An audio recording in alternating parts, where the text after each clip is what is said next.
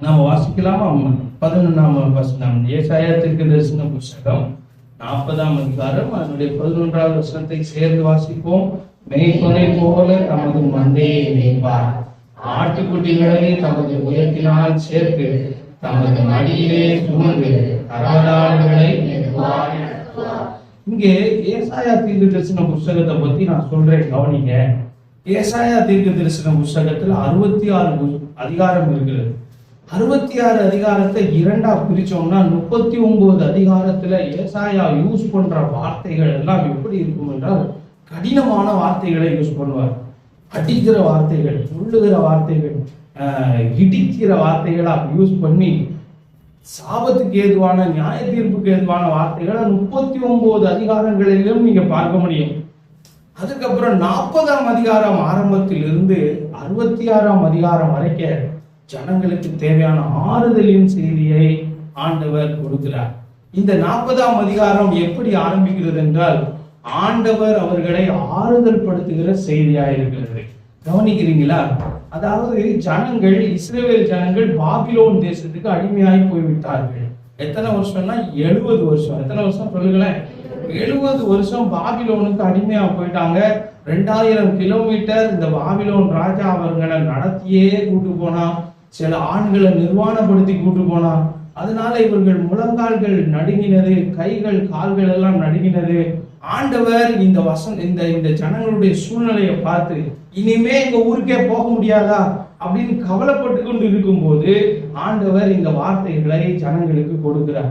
அவங்க அடிமைத்தனத்துக்கு போறதுக்கு முன்னாடியே 150 வருஷத்துக்கு முன்னாடியே இந்த வசனத்தை எழுதி வச்சுட்டார். நீங்க அடிமைத்தனத்துக்கு போவீங்க, அடிமைத்தனத்துல இருந்து உங்களை நான் விடுதலையாக்குவேன் அப்படின்னு சொல்லி எழுதி வச்சுட்டார். இந்த 40ஆம் அதிகாரம் எப்படி ஆரம்பிக்குது அப்படின்னா, இந்த வசனத்தை 1வது வசனத்தை பாருங்களேன். என் ஜனத்தை ஆற்றுங்கள், தேற்றுங்கள். என் ஜனம் பயங்கரமா பாடுபட்டு விட்டது. கடந்த நாட்களிலே என் ஜனம் பயங்கரமாய் அடிபட்டு விட்டது, அவமானப்பட்டது, நிந்திக்கப்பட்டது, துன்பப்படுத்தப்பட்டது, சொந்த ஜனங்களால் வெறுத்து ஒதுக்கப்பட்டது. இந்த ஜனங்களை சிறைபிடிக்க பாபிலோன் ராஜா வரும்போது ஏதோம் ஜனங்கள் இவர்களை காட்டி கொடுத்தார்கள், இவங்களை பிடிச்சு கொடுத்தாங்க. அதனால இனிமே என் ஜனங்களுக்கு இந்த வேதனையான துக்கமான பாதைக்குள்ள போகக்கூடாது. ஆண்டவர் தன்னுடைய இருதயத்தை திறந்து, ஆண்டவர் இருதயத்தை நீங்க திறந்து பாத்தீங்கன்னா என்ன இருக்கும்னா, இதுதான் இருக்கும். என் ஜனத்தை என்ன செய்யுங்கள்? ஆற்றுங்கள், என் ஜனத்தை தேற்றுங்கள். ஒருவேளை கடந்த 5 மாதமும் நீங்கள் பாடுகளுக்குள்ளே, பிரச்சனைக்குள்ளே, போராட்டத்துக்குள்ளே, சொல்ல முடியாத காரியங்கள், வெளியே சொல்ல முடியாத கவலைக்குள்ளே, கண்ணீருக்குள்ளே போவீர்கள் என்றால், ஆண்டவர் உங்களை பார்த்து சொல்றாரு, உங்களுக்கு ஒரு ஆறுதல் உண்டு, உங்களுக்கு ஒரு தேறுதல் உண்டு. ஒரு ஆமென் சொல்லுங்களேன். 2வது வசனத்தை பாருங்களேன். 2வது வசனத்துல எழுதி இருக்கிறது, எருசலேமுடன் பட்சமாய் பேசி அதில் போர் முடிந்தது என்றும் அதன் அக்கிரமம் நிவர்த்தி ஆயிற்று என்றும் தன் சகல பாவங்களின் நிமித்தம் கர்த்தரின் கையில் ரெட்டிப்பார் அடைந்து தீர்ந்தது என்றும் அதற்கு கூறுங்கள். பிரியமானவர்களே, நான் உங்களை பார்த்து சொல்லுகிறேன், உங்களுடைய தண்டனை முடிந்தது, உங்களுடைய போராட்டம் முடிந்தது. உங்களுக்கும் ஆண்டவருக்கும் இருந்த அந்த பகை உணர்வுகள் எல்லாம் மாறிவிட்டது. ஏனென்றால் இயேசு நமக்காக சிலுவையிலே ரத்தம் சிந்தியிருக்கிறார். ஆமென் சொல்லுங்களேன். இஸ்ரவேல் ஜனங்களுக்காக ஆட்டுக்குட்டியின் ரத்தத்தை எடுத்து அவர்கள் பலி செலுத்துவார்கள் வருஷத்துக்கு ஒரு முறை. கவனிங்களேன், வருஷத்துக்கு ஒரு முறை 2 ஆட்டு கடாவை கொண்டு வருவார்கள். காளையை கொண்டு வருவார்கள். ஒரு காளையை நிப்பாட்டி அந்த காளையினுடைய ரத்தத்தை எடுத்து ஜனங்கள் மேல தெளிப்பார்கள். ஜனங்கள் எல்லாம் சுத்திகரிக்கப்பட்டார்கள் என்று அர்த்தம். அதுதான் டே ஆஃப் அட்டோன்மெண்ட் அப்படின்னு சொன்னாங்க, பாவம் நிவர்த்தியாகும் நாள் என்று. ஆனால் நான் உங்களுக்கு சொல்லுகிறேன், நம்முடைய பாவங்களுக்காக அந்த வசனத்தில் எழுதியிருக்கிறது, அது தன் சகல பாவங்களின் நிமித்தம் கர்த்தரின் கையில ரெட்டிப்பாய் அடைந்து தீர்ந்தது. நான் சொல்லிட்டா, நம்முடைய சகல பாவங்களையும் ஆண்டவராய் இயேசு கிறிஸ்து தம்முடைய இரத்தத்தினால் கழுவி சுத்திகரித்திருக்கிறார். நாம் அடைய வேண்டிய தண்டனையை யார் அடைந்திருக்கிறார் சொல்லுங்களேன்? இயேசு அடைந்திருக்கிறார். நமக்கு ஏன் பிரச்சனை, பாடு, போராட்டம் இவ்வளவு நாள் அப்படின்னா நமக்கு தெரியல. ஆண்டவருடைய தியாகமான பலி. இங்கே ஆண்டவர் இந்த ஜனங்களை ஆசீர்வதிக்கிறார். இஸ்ரவேல் ஜனங்களை எப்படி ஆசீர்வதிக்கிறாராம்? நீங்க அடுத்த வசனத்துல 4வது வசனத்துல பாத்தீங்கன்னா தெரியும். பள்ளமெல்லாம் உயர்த்தப்பட்டு சகல மலையும் குன்றும் தாழ்த்தப்பட்டு கோணலானது செவ்வையாகி கரடு முரடானவை சமமாக்கப்படும் என்றும் கர்த்தருடைய மகிமை. நீங்க 70 வருஷம் இவங்க அடிமைத்தனத்துல இருக்கிறாங்க. 70 வருஷம் ஆண்டவருடைய மகிமையை பார்க்கவே முடியல, ஆண்டவருடைய பிரசன்னத்தை பார்க்க முடியல, சர்ச்சுக்கு போக முடியல, ஆராதிக்க முடியல. ஏனென்றால் யூதர்களுக்கு ஆலயம் தான் மெயின். ஆலயத்துக்கே போக முடியலையே, எப்படி ஆண்டவருடைய மகிமையை பார்க்கணும்? ஆனா ஆண்டவர் சொல்றாரு, நீ இந்த அடிமைத்தனத்திலிருந்து நிச்சயமா விடுதலையாவா, நான் உனக்கு மகிமையை வெளிப்பட பண்ணுவேன் அப்படின்னு ஆண்டவர் சொல்லிட்டு, ஆண்டவர் என்ன சொல்றாருன்னா, நீங்க 10வது வசனத்துல இருந்து பாத்தீங்கன்னா ஒரு டர்னிங் பாயிண்ட் இருக்கிறது. 10வது வசனத்துல வாசிகள், ஒருவர் இதோ கர்த்தராகிய ஆண்டவர் பராக்கிரமசாலியாக வருவார், தமது புயத்தினால் அவர் அரசாளுவார், இதோ அவர் அளிக்கும் பலன் அவரோடு கூட வருகிறது. இன்னைக்கு என்னுடைய பிரசங்கத்தின் தலைப்பு இதுதான், இதோ உங்கள் தேவன். ஒரு ஆமென் சொல்லுங்களேன். பக்கத்துல இருக்கிறவங்களை பார்த்து சொல்லுங்க, இதோ உங்கள் தேவன். என்ன செய்கிறார் அந்த தேவன்? நான் ஒரு 5 குறிப்புகளை சொல்ல போகிறேன், நீங்க கவனமாய் கவனியுங்கள். ஆண்டவர் நமக்கு என்ன செய்ய போகிறார் என்றால், முதலாவது, இதோ உங்கள் ஆறுதலின் தேவன், உங்களுக்கு ஆறுதல் படுத்துகிற தேவன். நாம் போகிற பிரச்சனையான சூழ்நிலைகளிலே நமக்கு ஆறுதல் தருகிறவர். 1-2 வசனங்கள்ல பார்த்தோம். அடுத்து 2வது என்னுடைய குறிப்பை சொல்கிறேன். இதோ நம்முடைய ஆண்டவர் எப்படிப்பட்டவராம்? 10வது வசனத்தில் எழுதியிருக்கிறது, அவர் பராக்கிரமசாலி. நம்முடைய ஆண்டவர் எப்படிப்பட்டவர் என்று சொல்லுகிறேன். கவனிங்க, இந்த மாதம் உங்களை நடத்த போகிற ஆண்டவர் உங்களை ஆறுதல் படுத்துகிறவர். 2வது, உங்க ஆண்டவர் பராக்கிரமசாலி. நீங்க வேணா பலவீனரா இருக்கலாம், ஆனால் உங்கள் தேவன் பலவீனர் அல்ல. ஆமென் சொல்லுங்களேன். அவர் மிகவும் பலசாலி. ஹிந்தியில சொல்லுவாங்க சர்வ சக்திமான். அப்படி என்றால் சகல வல்லமையும் உடைய ஆண்டவர், அல்மைட்டி காட். நீங்களும் நானும் ஆராதிக்கிற தேவன் எப்படிப்பட்டவர்? சர்வ வல்லமை உள்ளவர். ஒரு ஆமென் சொல்லுங்களேன். எரேமியா தீர்க்கதரிசன புத்தகம் 17ஆம் அதிகாரத்துல நாம் வாசிக்கிறோம். 17வது அதிகாரத்தை எடுத்துக்கொள்ளுங்க. எரேமியா தீர்க்கதரிசன புத்தகம் 17வது அதிகாரத்துல இப்படி எழுதியிருக்கிறது, அவரால் செய்யக்கூடாத காரியம் ஒன்றும் இல்லை, அவரால் எல்லாம் செய்ய முடியும். 29ஆம் அதிகாரத்திலே அதே வார்த்தையை எழுதியிருக்கிறது. எரேமியா தீர்க்கதரிசன புத்தகம் 29ஆம் அதிகாரத்திலும் ஆண்டவர் சொல்லுகிறார், என்னால் செய்யக்கூடாத அதிசயமான காரியங்கள் ஒன்று உண்டோ? ஆண்டவரால் செய்ய முடியாத காரியம் என்று ஒன்றும் இல்லை. நீங்க வேணா உங்க காரியங்கள்ல ஃபெயிலியர் ஆகலாம், ஆனால் நம்முடைய தேவன் ஃபெயிலியர் ஆகிற தேவன் அல்ல. மரியாள்கிட்ட வந்து தேவதூதன் சொல்றான், நீ கர்ப்பவதியாகி ஒரு குமாரனை பெறுவாய். உடனே அவன் சொல்றான், நான் எப்படி கர்ப்பவதி ஆவேன்? நான் இன்னும் புருஷனை அறியனே. உன்னிடத்தில் பிறக்க போகிறது பரிசுத்தம் உள்ளது, ஜனங்களின் பாவங்களை நீக்கி சுத்திகரிக்க போகுது அப்படின்னு சொன்ன உடனே அவன் கேட்கிறான், இதெல்லாம் எப்படி ஆகும்? கர்த்தரால் கூடாத காரியம் ஒன்றும் இல்லை, தேவனால் கூடாத காரியம். அந்த வார்த்தையை அப்படியே விசுவாசிச்சா ஆண்டவர் அவளுக்கு பிள்ளை கொடுத்தார்.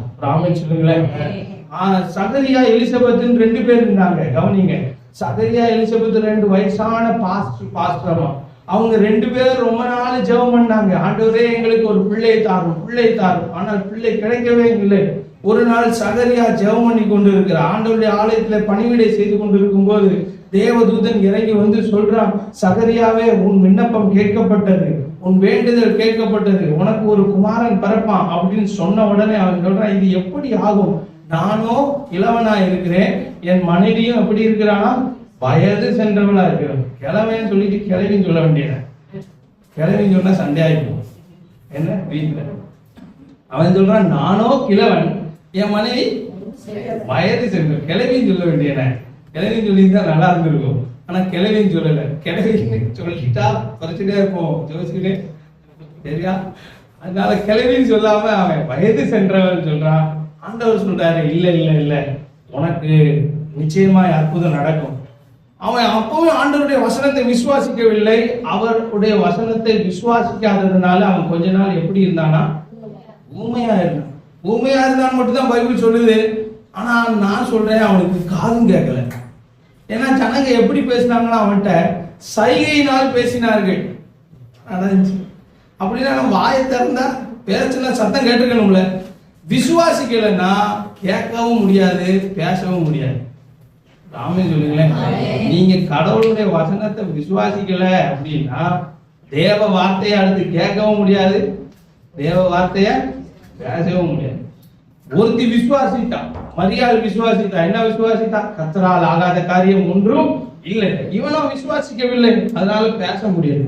நம்முடைய ஆண்டவர் வல்லமை உள்ள தேவன். அந்த வசனத்தில் எழுதியிருக்கிறது, ஏசாயா தீர்க்கதரிசன புத்தகம் 40:10 என்ன எழுதியிருக்கிறதா? அந்த பராக்கிரமசாலி என்ன செய்கிறாராம்?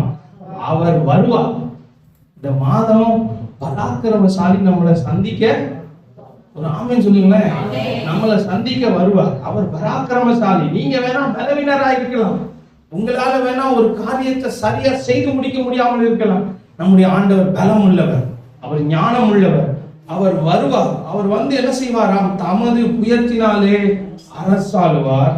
இதோ அவர் அளிக்கும் பலன் அவரோடு கூட வருகிறது. அவர் கொடுக்கும் பிரதிபலன் அவருடைய முகத்துக்கு முன்பாக. பிரியமானவர்களே, உங்களுக்குரிய பலன் பரலோகத்திலிருந்து வரும். நீங்க செய்கிற எல்லா காரியங்களுக்கும் பலன் பரலோகத்திலிருந்து வரும். யாக்கோபு சொல்றாருங்க, நன்மையான எந்த ஈவும் பூரணமான எந்த வரமும் எங்க உருவாகுது தெரியுமா? பூமியில உருவாகல, பரத்தில் உண்டாகி அங்க உருவாகி ஜோதிகளின் பிதாவின் இடத்திலிருந்து நீங்க இருக்கிற இடத்துக்கு நேரம் இறங்கி வருகிறது. நேற்றைக்கு நானும் தம்பி சாத்ராவுக்கு பேசிக்கிட்டு வந்தோம். எங்களுக்கு தேவையான, நமக்கு தேவையான பலன் ஃபுல்லா கடவுள்கிட்ட இருந்து வரும். நம்ம செய்கிற பிரயாசம், நாம் செய்கிற ஊழியம், நாம் கொடுக்கிற காணிக்கை, நாம படுகிற எல்லா பிரயாசங்களுக்கும் பலன் எங்க இருந்து வரணும் சொல்லுங்களேன்? ஆண்டவர்கிட்ட இருந்து வரணும். நீங்க மனுஷன்கிட்ட இருந்து வர்ற ரிவார்டு எதிர்பார்க்கிறீங்களா? கடவுள்கிட்ட இருந்து வர்ற ரிவார்டு எதிர்பார்க்கிறீங்களா? கடவுள் தந்தா பெருசா கொடுப்பாரு. உங்க கையை விட அவர் கை பெருசு. நீங்க உங்க ஓனர் கையை விட ஆண்டவர் கை பெருசு. அவரை நீங்க எதிர்பார்க்கணும். ஆபிரகாம் யுத்தத்துக்கு போறாரு. நான் வைஃபைல சொன்னேன். ஆபிரகாம் யுத்தத்துக்கு போய் அங்க யுத்தத்துல ஜெயம் எடுத்துட்டு வர்றாரு. வந்த உடனே அங்கே ராஜா கேட்கிறான், உங்களுக்கு என்ன வேணுமோ எடுத்துக்கோங்க. ஆதியாகமம் புத்தகம் 14வது அதிகாரத்தை எடுத்துக்கொள்ளுங்களேன். ஆபிரகாம் கிட்ட ஆண்டவர் சொல்றாரு, அந்த ராஜா சொல்றாரு 14ஆம் அதிகாரத்துல கடைசியில 21 சோதோமின் ராஜா ஆபிராமை நோக்கி, ஜனங்களை எனக்கு தாரும், பொருட்களை என்ன செய்யும்? நீர் எடுத்துக்கொள்ளும். அதற்கு ஆபிரகாம் என்ன சொல்லுகிறான்? சோதோமின் ராஜாவை பார்த்து, ஆபிரகாமை ஐஸ்வர்யவானாக்கினேன் என்று நீர் சொல்லாதபடிக்கு நான் ஒரு சரட்டையாகிலும் பாதலச்சையின் வாரையாகிலும் உமக்கு உண்டானவர்களில் யாதொன்றையாகிலும் எடுத்துக்கொள்ளவே மாட்டேன். இப்படி சொன்ன உடனே உங்ககிட்ட வந்து கேளுங்க, உங்ககிட்ட ஒரு ராஜா வர்றாரு, மோதி வர்றாருன்னு வச்சுக்கோங்க. உங்களுக்கு என்ன வேணும் அப்படின்னு கேட்டா என்ன கேட்பீங்க? நிறைய கேட்போம் பாஸ்டர், லிஸ்ட் வச்சிருக்கா அப்படின்னு சொல்றீங்களா? இப்ப ராஜா வந்து கேட்கிறாரு, ஆபிரகாமே எதை வேணாலும் எடுத்துக்கோங்க, ஏன்னா இந்த சொத்து கிடைச்சதே உங்களாலதான் அப்படின்ன போது இந்த ஆபிரகாம் சொல்றாரு, ஒரு சரட்டை கூட வேண்டாம், ஒரு பெல்ட் கூட வேண்டாம், ஒரு செருப்பு கூட வேண்டாம், எதுவுமே வேண்டாம். வானத்தையும் பூமியையும் படைத்த கர்த்தருக்கு நேரா என் கையை உயர்த்துகிறது அப்படி நீங்க சொன்னீங்கன்னா பூமி என்ன சொல்லும்?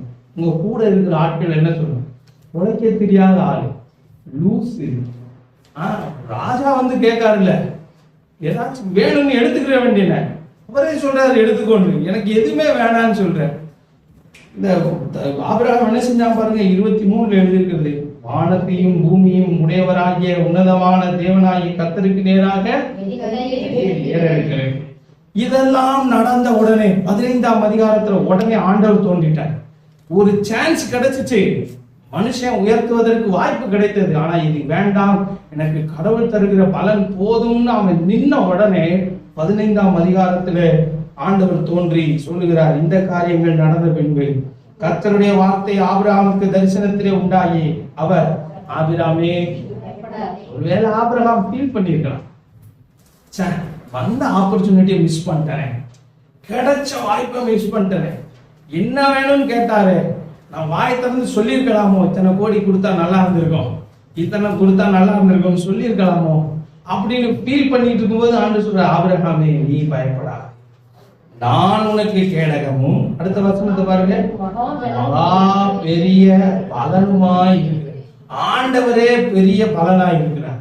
ராமன் சொல்லுங்களேன், ஒரு கிறிஸ்தவனுக்கு எது தெரியுமா பெரிய ரிவார்ட், கிரேட் ரிவார்ட்?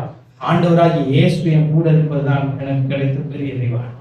ஏன்னா இந்த உலகத்துல நீங்க போராடி ஜெயித்து வாங்குற ரிவார்டை விட கர்த்தர் என் கூட இருக்கிறாருங்க, அது போதும் எனக்கு ரிவார்டு. ஆபிரகாம் சொல்றாரு, ஆபிரகாமே நீ பயப்படாதே, நான் உனக்கு கேடகமும் உனக்கு மகா பெரிய பலனுமா இருக்கிறேன். இதோ உங்கள் தேவன் பராக்கிரமசாலி.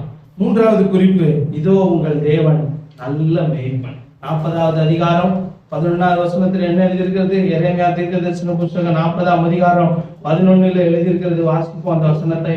மேய்ப்பனை போல தமது மந்தையை மேய்ப்பார், ஆட்டுக்குட்டிகளை உயர்த்தினால சேர்த்து தமது மடியிலே சுமந்து கரவல் ஆடுகளை.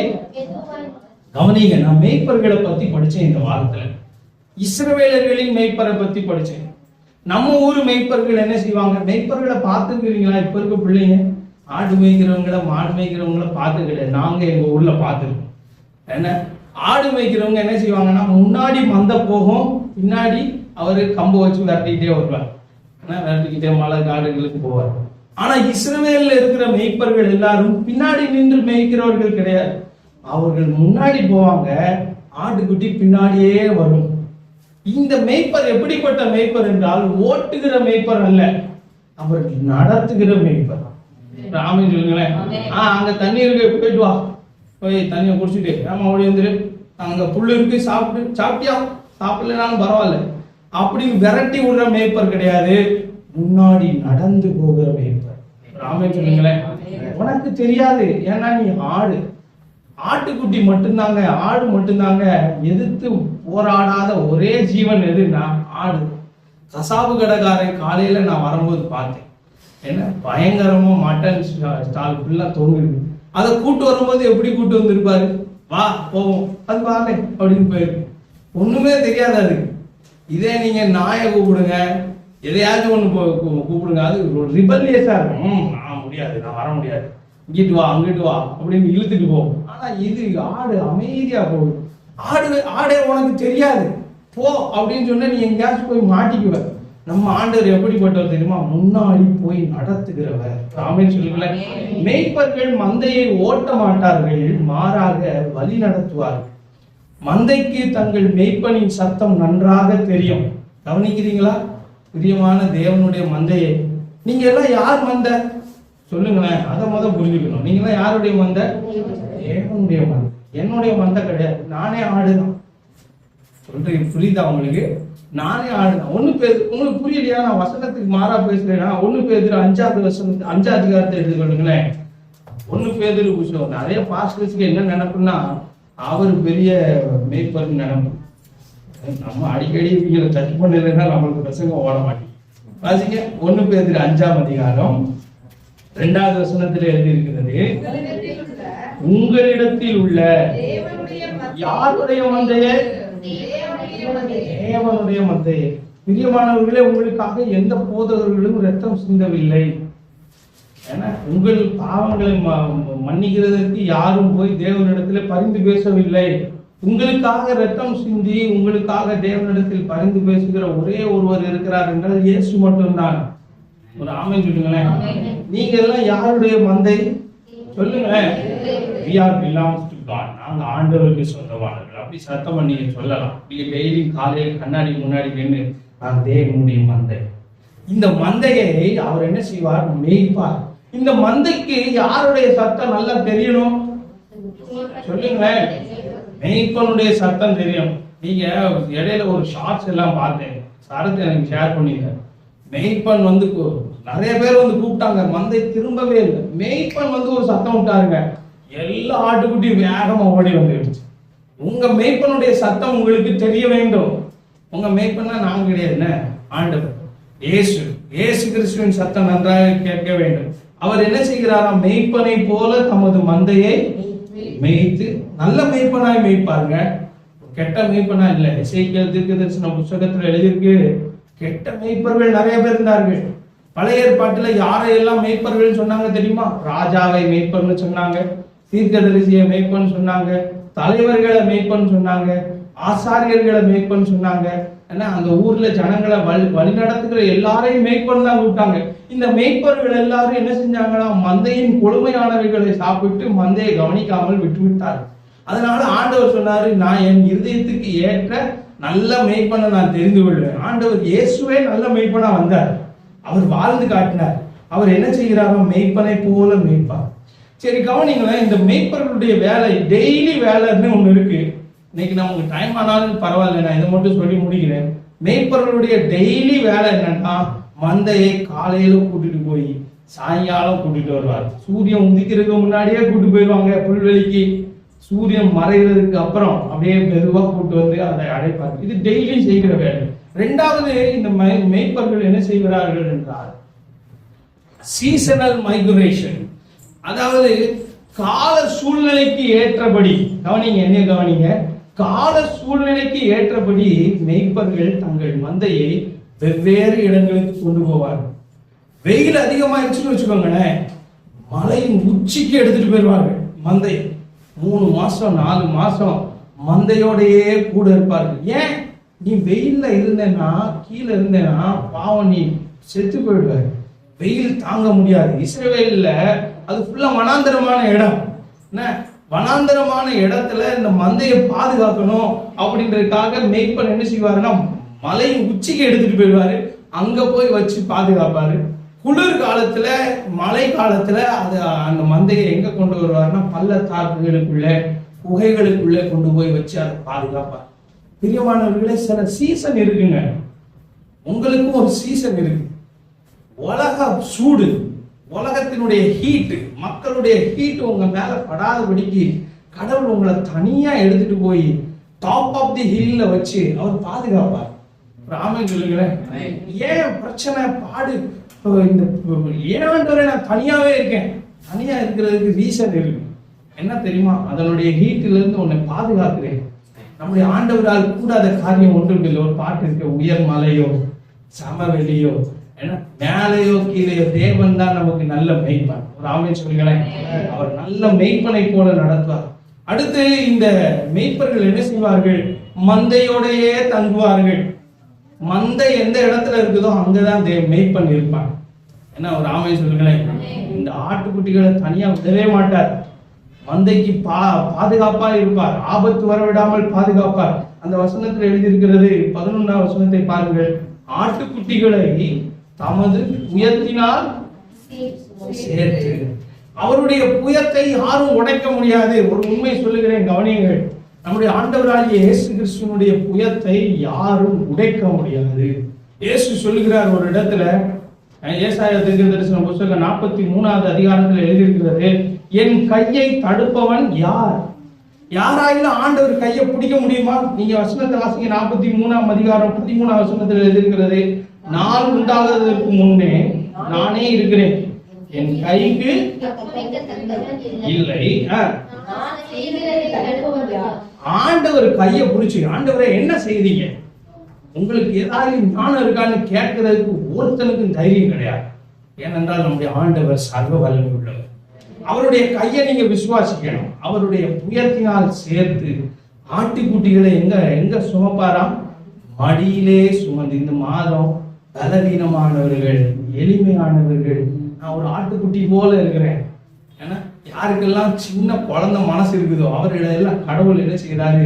நம்முடைய மடியிலே சுமந்து, ஆண்டவருடைய மடியில நமக்கு தேவையான நன்மைகள் இருக்கிறது. பாட்டு பாடினோமே, ஏன்னா இந்த பாட்டு பாடும்போது எனக்கு இதான் நினைப்பு வந்துச்சு. ஒரு குழந்தைய எப்படி தாய் தன் கையில இடக்கையால் தாங்குகிறீர், வலக்கையால் என்ன செய்கிறீர்? அழுவுகிறீர். ஏன்னா அருமையான பாடல், ஃபாதர் பெர்க்மன்ஸ் பாடல். இடது கையில அந்த பிள்ளையோட தலையை வச்சு, ஏன்னா வலது கையால தழுவி. ஆண்டவர் இந்த வசனத்துல நமக்கு வாக்குத்தத்தம் கொடுத்திருக்கிறாரு, தமது மடியிலே சுமந்து. இந்த மாதம் நம்மை மடியிலே சுமக்கிற மாதமா இருக்கட்டும். நமக்கு தேவையான தேறுதல், ஆறுதல். பிரியமானவர்களே, நீங்க எங்க எனக்கு ஆறுதல்னு சொல்லி ஓடி அலையாதீங்க. ஆண்டவர் சமூகத்தை தேடி ஓடுங்கள். தேவனுடைய பாதத்துல உட்கார்ந்து அமைதியா ஆண்டவரை நினைச்சுக்கிட்டு ஸ்தோத்திரம் பண்ணி இருங்க. ஆண்டவர் உங்களை தேற்றுவதை பார்க்க முடியும். ஆமென் சொல்லுங்களேன். பரிசுத்த ஆவியானவர் தேற்றுவார். அவர் தேற்ற வாதனாய் இருப்பார். அடுத்து ஒரே ஒரு காரியத்தை மட்டும் நான் சொல்லி முடிக்கிறேன். இந்த தேவன் எப்படிப்பட்டவர் என்றால், 12ஆவது வசனத்திலிருந்து 26ஆவது வசனம் வரைக்கும் நீங்க வீட்டுல போய் படிங்க. இவர் சர்வ வல்லமை உள்ளவர், கிரகிக்க முடியாத காரியங்களை செய்கிறவர். 12ஆவது வசனத்தை மட்டும் நாம வாசிச்சு முடிக்க போகிறோம். தண்ணீர்களை தமது கைப்பிடியால் அளந்து வானங்களை சாணளவாய் பிரமாணித்து பூமியின் மண்ணை மரக்காலில் அடக்கி பர்வதங்களை துலாக்கோலாலும் மலைகளை தராசாலும் நிறுத்தவர் யார்? கொஞ்சம் இமேஜின் பண்ணுங்களேன். இந்த பூமியில எவ்வளவு தண்ணி இருக்குங்க, எவ்வளவு கடல் இருக்கு. பசிபிக் பெருங்கடல், இந்திய பெருங்கடல், கடல்கள் எல்லாம் இருக்குதே. இந்த கடல்களின் தண்ணீரை எல்லாம் எதுல அளக்குறாரா? தன் கைப்பிடியால் அளந்து. என்ன பாருங்களேன், அப்படியே கையில தண்ணியை தூக்கி. அவரால் முடியுங்க, அவர் சர்வ வல்லமை உள்ளவர், கிரகிக்க முடியாது. இதெல்லாம் எப்படி நடக்கும்? அடுத்த வார்த்தை சொல்லுது, வானங்களை ஜானலாவாய் அளந்து. இந்த முழு வானத்தையும் ஒரு ஜான். ஜான் தெரியுமா? நம்ம ஜான் கிடையாது, ஆடு பெயர், குட்டப்பெயர் ஜான், அவன் கிடையாது. ஜான் ஒரு ஜானலாவாய் அளந்து. அவ்வளவுதான். இந்த மேல நீங்க வெளியில போய் வீட்டுக்கு போவேல, உங்களுக்கு சோறு வரும்போது, பிரச்சனை வரும்போது மேல அண்ணாந்து பாருங்க, இவ்வளோ பெரிய வானத்தை ஜானலாவாய் அளந்து. அடுத்த வார்த்தை சொல்லுது, பூமியின் மண்ணை மரக்காலில் அடக்கி, வழக்குல அடக்கி, அவ்வளவு மண்ணையும். அடுத்த வார்த்தை போட்டுருக்கு பாருங்க, பர்வதங்களை துலாக்கோலாலும் மலைகளை தராசாலும். எவ்வளவு பெரிய ஆண்டவர்! ஹவ் மேஜஸ்டிக் அவர் காட்! நம்முடைய ஆண்டவர் எவ்வளவு பெரிய ஆண்டவர் என்பதை நினைத்து பாருங்கள். அவருடைய கையை நினைத்து பாருங்கள். அதெல்லாமே நீங்க நினைச்சீங்கன்னா உங்க பிரச்சனை எல்லாம் அப்படியே ஒண்ணுமே இல்லாம போயிடும். ராமே சொல்லுங்களேன். இவ்வளவு பெரிய ஆண்டவர் சொல்றாரு, நான் உன்னை மடியிலே சுமந்து. அடுத்த வார்த்தை சொல்லுது, கரவல் ஆடுகளை எப்படி நடத்துவாராம்? மெதுவாய் நடத்துவார். யார மெதுவா நடத்தணும் பாருங்க. ஏசாட் தன் சகோதரன்ட்ட கேட்கிறான், நான் வேணா உனக்காக ஆட்களை நிப்பாட்டிட்டு போகட்டுமா, அல்லது நானும் உன் கூட சேர்ந்து மந்தையை ஓட்டட்டுமா அப்படின்னு கேட்கும்போது யாக்கோபு சொல்றான், வேண்டாண்ணே, மந்தைகளை வேகமா ஓட்டுனா மந்தைகள் செத்து போயிடும், நிறைய கரவல் ஆடுகள் இருக்கிறது, மெதுவா கூப்பிட்டு போறேன். உங்களுக்கு ஏன் ஸ்லோ ப்ராசஸ் தெரியுமா?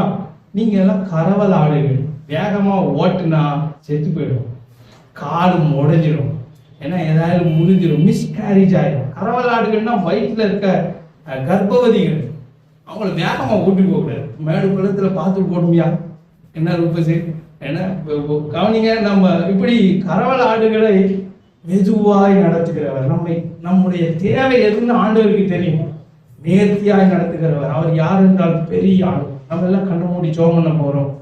நான் நம்புறேன் நீங்க ஏதாயும் சில காரியத்தை ஆண்டவரை குறித்து கற்றுக்கொண்டீர்கள் என்று நம்புகிறேன். ஜெபம் பண்ணுவோம். எல்லாரும் கண்களும்.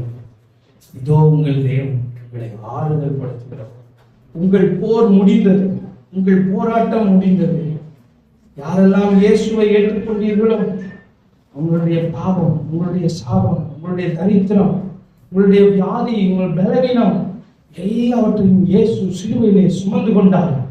உங்க பாவத்துக்காக மட்டுமல்ல, உங்க தரித்திரத்திற்காகவும் அவர் சிலுவையிலே அடிக்கப்பட்டிருக்கிறார்.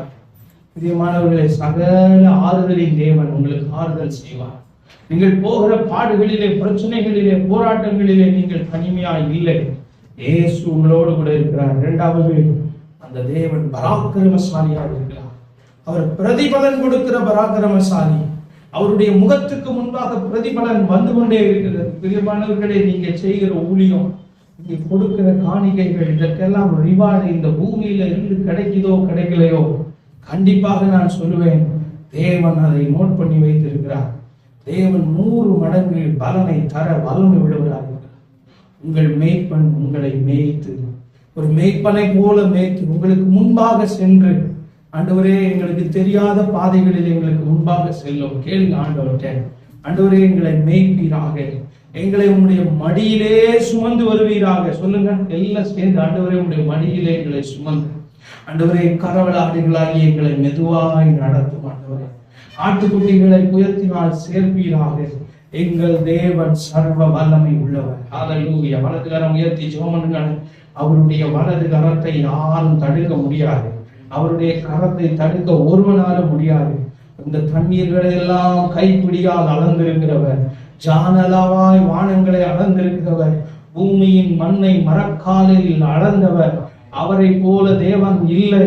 பெரிய பெரிய பர்வதங்களையும் தூக்குகிறவர், அவராலே முடியாத காரியம் ஒன்றும் இல்லை. நீ ஏன் கவலைப்படுகிற? உன்னுடைய சின்ன சின்ன பிரச்சனையை பார்த்து நீ ஏன் போராடுகிற? கவலைப்பட்டு கலங்குகிற? உன் தேவனை நோக்கிப்பார். அவரை நோக்கி பார்த்த முகங்கள் பிரகாசம் அடைந்தன, வெட்கப்பட்டு போனது இல்லை. அவரை பார்த்தவர்களை கர்த்தர் விடுதலையாக்கி இருக்கிறார். ஆண்டவரே, உம்மை நம்பி வெட்கப்பட்டு போகாதிருந்தார்கள். ஹல்லேலூயா, ஹல்லேலூயா. ஆண்டவரே, உம்மையே நாங்கள் நோக்கி பார்க்கிறோம். ஆண்டவரே, இந்த கால வேளையில் இந்த ஆராதனையில கலந்து கொண்ட ஒவ்வொரு பிள்ளைகளுக்காகவும் நான் ஜெபிக்கிறேன். கர்த்தர் ஆசீர்வதிங்க, கனப்படுத்துங்க, நடத்துங்க. இந்த வாரம் முழுவதும் நாங்கள் உம்மை தியானிக்க, உம்மிடத்திலே நாங்கள் நெருங்கி வர எங்களுக்கு கிருபை தாரும். இயேசுவின் நாமத்தில் ஜெபிக்கிறோம் நல்ல பிதாவே, ஆமென். எல்லாரும் இருக்கிற இடத்துல